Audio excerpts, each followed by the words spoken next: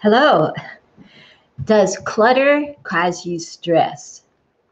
Well, today I'm going to give you some tips on how to de-stress your life and get rid of that clutter in your home. So hang on to the end because I have some tips, especially for moms too. So this is Susan Morris, a Norex Independent Sales Consultant with episode 3 of Solutions with Susan. This is a show that gives you valuable and useful information on how to have a healthy, safe, and happy home. So thank you for joining me. I'm very glad you are here. And if you're here live, I want you to put a comment in the comment section so I can see you. I need you to do that because I haven't used this very often. And so I need to see if I can see the comments. So make sure you type in some comments for me. If you're watching this in a replay, you put the comments in too, because I'll go back and look at all the comments. So when you can relate to something that I'm saying today, and let me just bring this up, I want you to put this word in the comment section. This is the word of the day, and it is, can you see it? Ufta. Yeah, ufta. So when you hear something you can relate to, I want you to put ufta in the comment section. That's the word of the day, because I think ufta can relate to what we're talking about here. Getting rid of clutter in your home. So thank you for joining me. And today's topic is how to declutter for your health. And we're going to be going through 4 different areas. The first one is why declutter? You ever wondered why? Why declutter? The second is the paper monster. The paper monster gets me a lot. The third one is the blessings of giving. And the last one is mom isn't the household servant. So those are the 4 topics that we'll discuss today. So let's get started. I want to start with a Bible verse. I taught Bible study this morning, and of course the Bible is really important to me. And Ecclesiastes 3, 1 through 7, this is what verse 1 says. There's a time for everything and a season for every activity under heaven. And then when you go down to verse 6, it says, of course, you know, it's always a time to this, a time to that. Verse 6 says, a time to keep and a time to throw away. Yeah, it's in the Bible.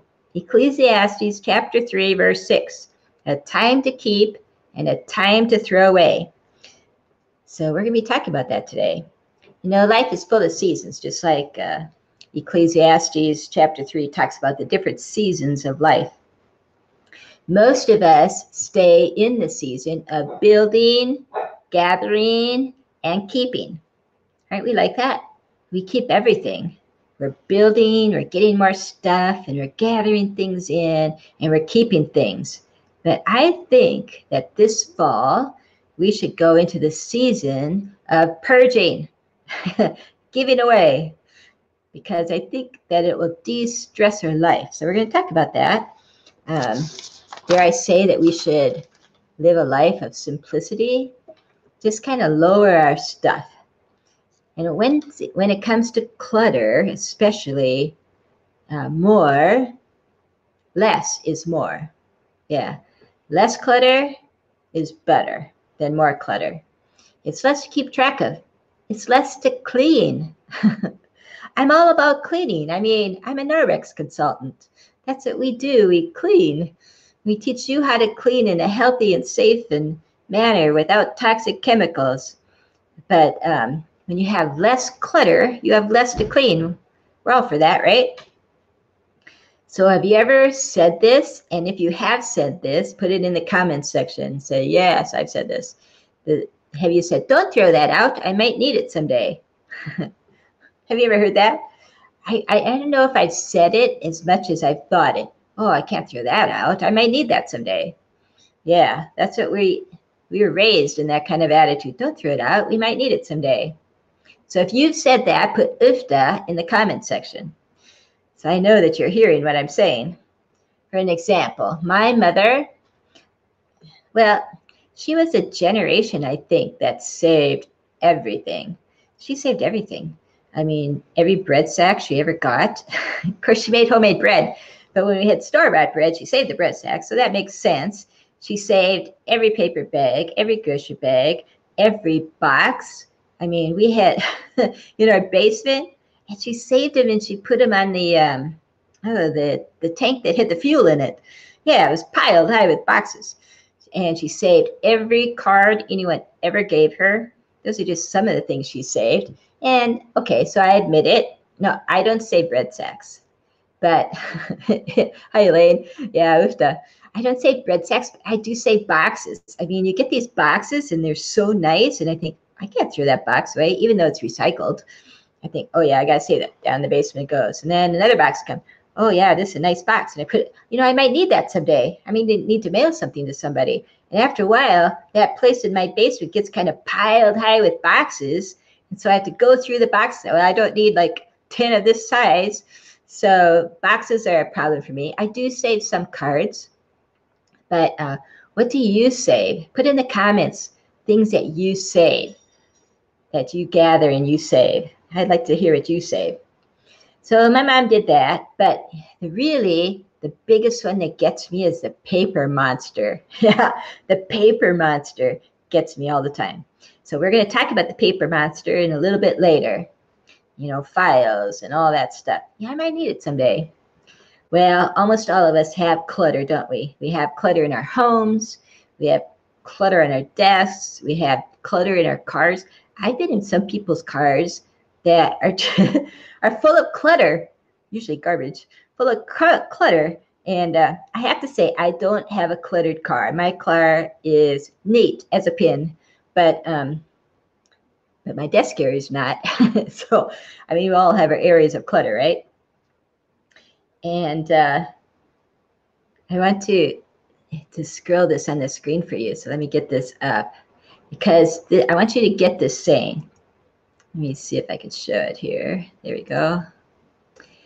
It is, what we don't realize is that all this clutter is visual reminders of unfinished work, and it can be a real energy drain and a source of unneeded stress. You can read that there at the bottom. I'll read it again. What we don't realize is that these visual reminders of unfinished work can be a real energy drain and a source of unneeded stress. Can you relate to that? Oh, Elaine says she saves Ziploc bags, yeah. But can you relate to the fact that when you see all this clutter around, it just causes you stress? It takes away your peace. That's the way I am. Especially, when you come home from a trip and you just like the house, it just explodes with clutter. I just cannot be at peace until all this clutter gets lowered. But I remember years ago, I used to watch a little guy, and for the lady of the house, and I'd come in there, and I never had peace in that house because there was toys everywhere. There was laundry. You couldn't even walk in the bedrooms for the laundry. And then there was, and it was clean laundry too. And the kitchen was always just piled. So when the little boy would take a nap, then I would be like cleaning in the kitchen, doing laundry, picking up toys. And I mean, I worked really hard. I couldn't sit in that clutter. I couldn't rest. I couldn't be at peace. And finally, eventually, I had to quit that job. I couldn't take it because I'd come back the next week and it was like all back again. The kitchen, the laundry, the toys. And so I just said, oh yeah, I don't need this stress in my life. So yeah, clutter does cause stress, and it's really unneeded stress. Let me get rid of that for you. So here are a few good reasons to minimize clutter. And I'm going to put them up on the screen for you. So why should we declutter?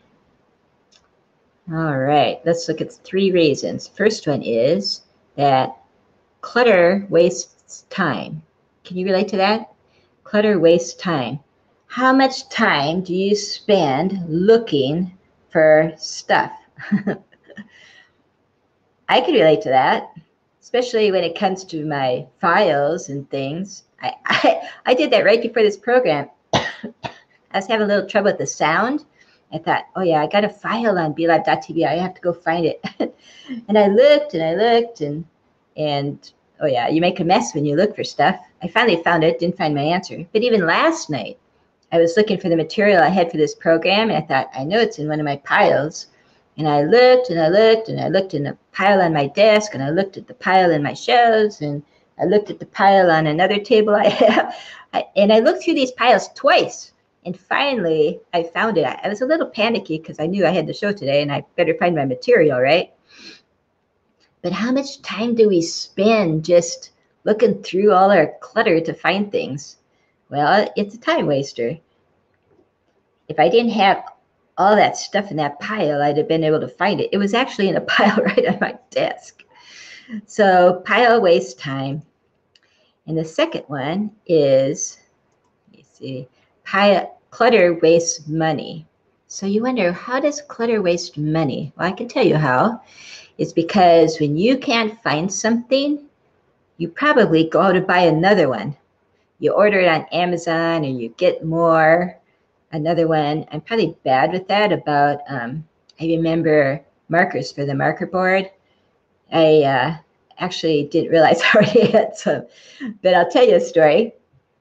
A businessman, I was cleaning his office, and he wanted me to go through everything in his desk and just organize everything. And when I started doing that, his office was loaded, absolutely loaded, with the same, like duplicates. How do you say more than one multiple duplicates of like cords and all kinds of stuff for computers. And even he had tons of these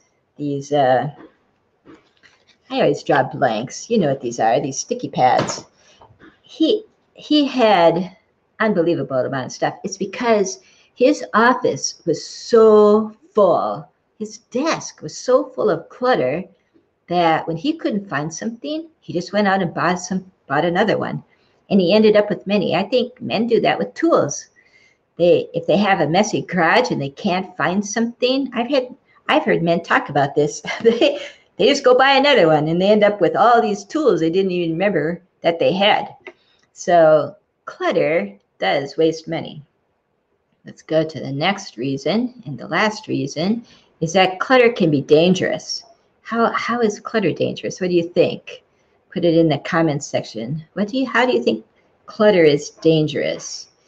Well, let's say there's toys all over the place, and you trip on a toy, you could break your leg. I know one lady that tripped on one and broke her toe. So there's that. You could trip over piles of clothes. You could trip over things. That's all that I could think of as clutter can be dangerous. If you have any other ideas, put it in your in the comments. But I suppose if you had a bunch of clutter in the car, you could get under your gas pedal. That wouldn't be so good, would it? I pretty much keep the clutter down in my house except for my office and my files and my papers. So what do you have that causes you clutter in your house? Oh yeah, the basement boxes, that can be dangerous because it can cause mold and bugs. So you can get extra bugs and extra mold in your basement due to all the extra boxes you're keeping, the extra clutter. Let me take that off for right now. All right. And so how many of you have children and you say that you want to keep this stuff because your children will want it someday? Yeah, your children will want your stuff. Well, let me tell you something. Your children don't want your stuff. They don't want your stuff. I look around my room and all my china hutches and stuff that I've gotten when we've traveled. And, all this stuff is like special to me. But I can guarantee you that when I'm dead and gone, this stuff's going to end up at Salvation Army someday. They don't want our stuff. Now, let's say you have little kids. If you have little kids, get a bin, label each bin. for each child. So if you have 3 children, you have 3 bins, and put their special items, memorabilia, stuff in the bin. But the point of this is when the bin gets full, if you want to add something else into your bin, then you have to take something else. Make it a rule that you can only have 1 bin per child. That'll help keep your clutter down. You know, I guess maybe I have a different perspective somewhat on some things because we lost a house to a fire in 2012 and lost basically everything. So 2012 and this is 2019, and I look around, it's like, how'd my house get so full again? I don't know. Insurance money, I guess. We replace stuff, but it's funny how we Americans just keep bringing stuff into our house, gathering more stuff and gathering more stuff. We don't need all this stuff, right? So yeah, we have I have a lot of stuff again. And in 2012, it was basically gone. But that's why maybe I'm able to give up some stuff better than other people, because I've learned the importance of just being alive and not caring so much about stuff. I'm able to maybe give stuff better than some that haven't lost everything. So if you have little kids, put the stuff in a bin. That is one thing I'm sorry we lost in the fire is I didn't have it in bins. I had it in files. I'm a file person. I had like Joshua and Joy's, all their grade cards, and I had stuff from school, everything in the file, and that whole desk, it was a real top desk, it all burned. I mean, I lost it all. So I do feel bad about that, but put it in a bin and you keep it safe, and you have 1 per child, and that's it. If you have adult children, ask them, do you think you want this? And if they do want it, give it to them, like right now, give it to them. Of course, furniture is different, but I have a lot of like little stuff all around the house, or I just have a lot of stuff. So ask your adult children if they want it. If they want it, give it to them. Otherwise, if they don't want it, you'll know, and you can get rid of it. Okay, let's move on to our next section, and that is my problem, the paper monster. How many of you, has anyone else been attacked by the paper monster? The paper monster attacks me all the time. So magazines, if you have outdated magazines, throw them out. Get rid of all those outdated magazines. You're never going to look at them. You think you are, but you're not. And besides that, almost everything today is on the internet. So if you really want to see it, you're going to be able to find it. So if they're outdated, throw them out. Newspapers, oh, definitely, throw them out. Newsletters, throw them out. Periodicals, throw them out. I try to keep, I don't have very many magazines anymore. I don't really subscribe. I just have some like Voice of the Martyrs and Billy Graham stuff and Samaritan's Purse. Just a few things that come in, and I put them by my chair, and I try to go through them on a regular basis and then throw them out. I don't keep them because you can't keep all that stuff. We don't subscribe to the newspaper because I feel like newspapers stress me out because I feel like I have to read them if I pay for them. Well, for some reason, the newspaper gets delivered to my house every Sunday and Wednesday. I don't even pay for it. I've called the newspaper 3 times and even written the carrier twice, and I get the newspaper every Sunday, every Wednesday. So I've learned that I don't have to read the whole thing. Sometimes when I'm busy, I throw the whole thing in the recycle bin. I don't read it at all.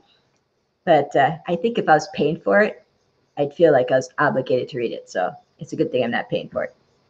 So get rid of all that paper stuff. How about mail? When you go to the mail, bring it in through the garage, stand by your recycle bin, and throw the junk mail. Just throw it out. Get rid of all that junk mail right away. Don't even bring it in the house. Don't allow mail to stack up.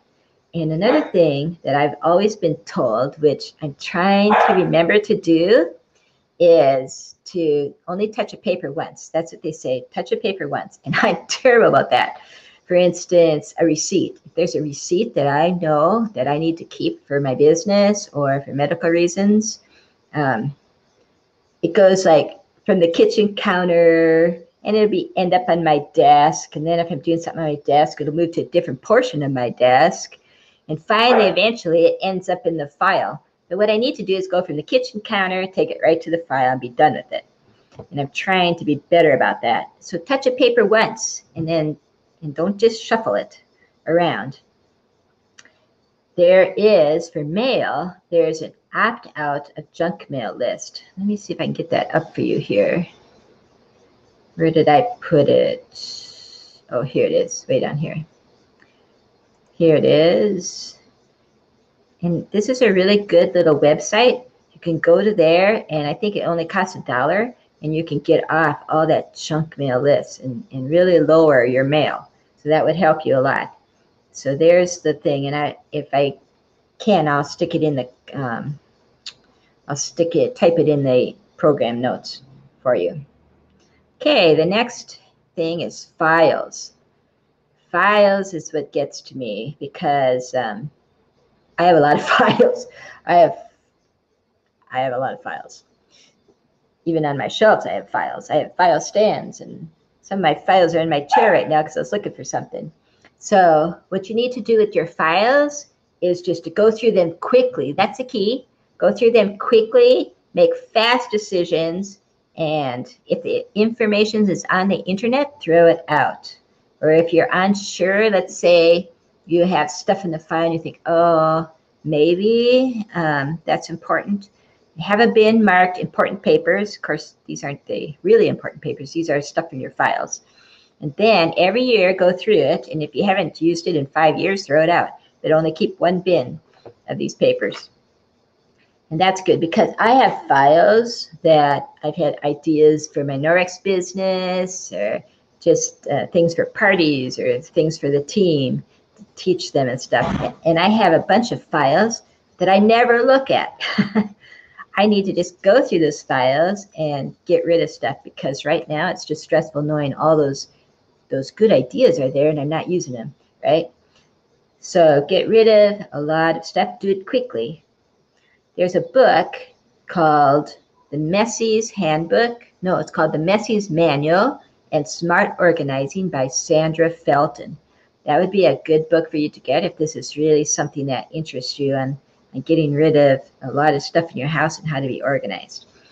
So let's get away from the paper monster and go to our next topic, and that is the blessings of giving. And this may take a little bit more time, or you can either like do a weekend and decide this is the weekend, or do 15 minutes a day, whatever you think would work for you. But get your children, get your husbands to help you with this. Husbands, you only have one husband, I hope. Get your children and your husband to help you with this. Go through every room, every drawer, every closet, every cabinet, and I want you to ask yourself as you go through these, okay, here's the question that we've always been told to ask ourselves. We've always been told, how long has it been since I used this? I know that when you go through your closet, you're supposed to say, how long has it been since I've worn this? And if you haven't worn it in the past year, you're supposed to get rid of it, right?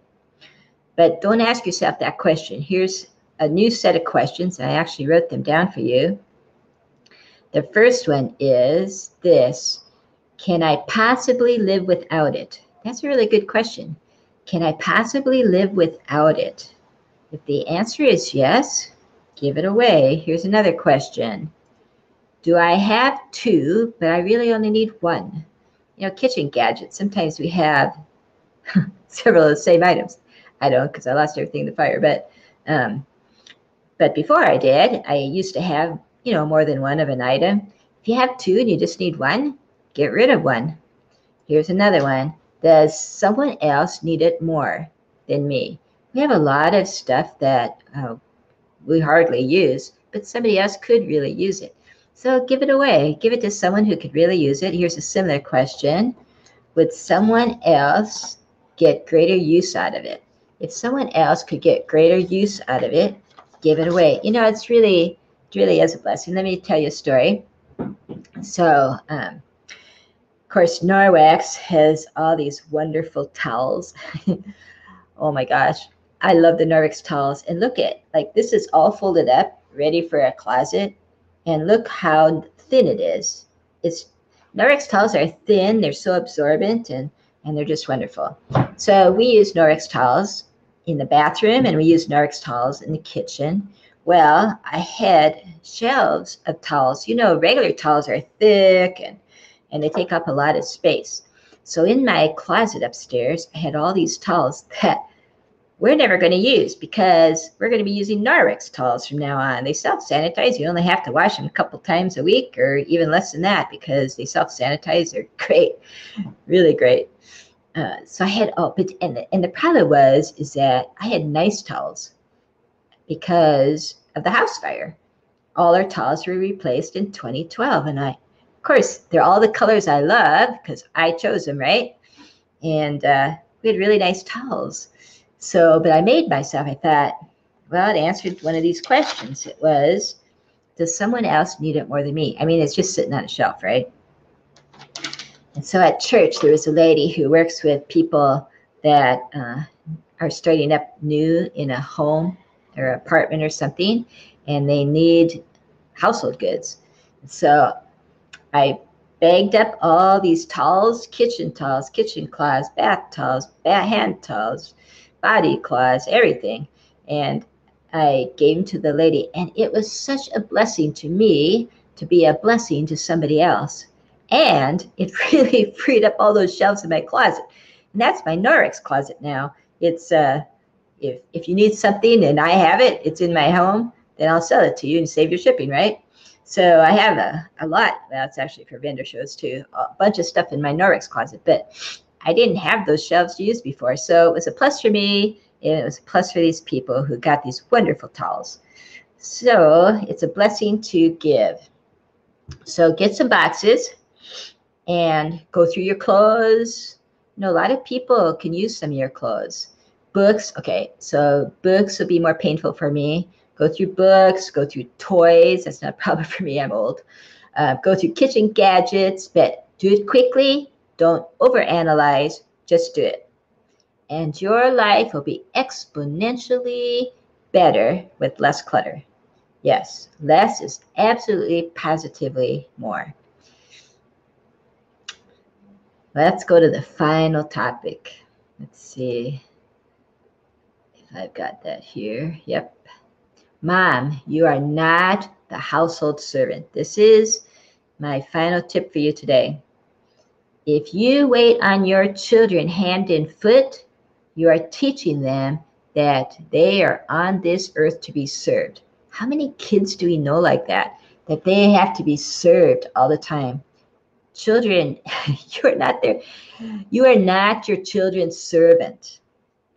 This is some interesting information I got, and it's from the University of Minnesota, a researcher, his name is Marty Rosman. He studied young adults from the time that they were young children, and this is really fascinating. He said that he discovered that young adults who had household chores when they were just ages 3 and 4 were more successful than those who didn't. Listen to this. They were more likely to complete their education, get a good start in a career, they develop better adult relationships, and they avoid the use of drugs. Isn't that interesting? Early participation in household chores is more important in their success than even their IQ. So give your kids chores. When you're going through and lowering your clutter, have them go through their toys. You know, our children today have more toys than they'll ever need or they can ever play for. And you know what I think? I think that all these toys that these children have today, I think it stresses them out because there's just too many toys. Too many toys to choose from. So you don't need your kids don't need all those toys, seriously. If they have a lot of toys, give them away to children who don't have toys. And I think kids love to do that. They love to do that. I also know one mother who, she was pretty smart, and probably a lot of mothers do this. My kids didn't have a lot of toys, but she would take like half the toys and box them away. And in, well, I don't know if she waited 6 months or a year, she'd bring them out and take out the other ones. And the kids say, oh, these are new toys. And they had something new to play with. So don't stress your kids out with so many toys. Just give them a few toys. That's all they need to play with. And that will really reduce the clutter. But also, you can, I have a dog competition here. Give a reward for them for helping you. It says behavior that gets rewarded is repeated. Oh, I hate to do this, but I have to go let the dog out. Don't bark. Shh. Maybe that'll do it. My dogs don't listen to me too well. So give a reward. Behavior that gets rewarded gets repeated. But I want to add one more principle to the chores. People don't do what you expect. They do what you inspect. Did you hear that? People don't do what you expect. They do what you inspect. So when you give your 3-year-old or 4-year-old or your other children jobs to do, make sure you inspect it, because the reward needs to be inspected for them to get. You know, everyone lives in your house. Everybody enjoys the house. So everyone should be part of the maintenance of the house. The husband, the children, everybody. Kids can help keep the clutter down by picking up after themselves. No reason that they have to have clothes laying around. Have them pick it up. Pick up their toys. Pick up their dishes and take them to the sink. You know, I know when my kids were little, they didn't go to bed until all the toys were in the toy box. We had a toy box, and all the toys went in the toy box. So the toys were always picked up every night. And whatever they took out, they put back.